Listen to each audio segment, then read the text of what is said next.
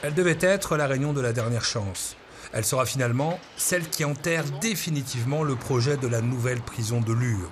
Le rendez-vous parisien de ce matin au ministère de la Justice a vite tourné au désenchantement pour les élus. Un vrai scandale au titre de l'aménagement du territoire, je le répète. C'est absolument détestable ces méthodes de travail. Tout va à la France urbaine, tout va à la concentration métropolitaine. Les territoires ruraux, les petites villes se sentent abandonnés. C'est vraiment un scandale, quoi.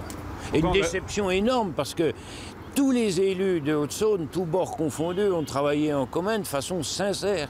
Et il y a eu de l'argent de mis déjà dans des préétudes. Alors à Lure, cette annonce a fait l'effet d'une douche froide puisque le dossier de la prison était devenu un symbole fort de la défense des services publics dans une ville qui a déjà vu disparaître son tribunal de grande instance, qui a déjà vu des services fermés à la sous-préfecture ainsi qu'aux impôts.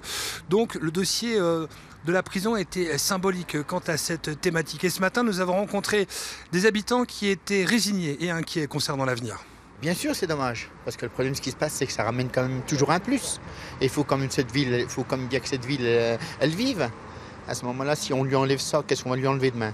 Il y avait des promesses, donc ne sont pas tenues encore une fois, donc ça ne peut pas durer comme ça, quoi.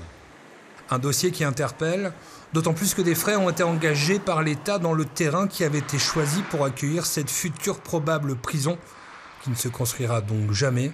Éric Collet, le maire de Lure, nous précise qu'il va demander une réunion en urgence avec le préfet de Haute-Saône pour, je cite, demander des mesures réparatrices.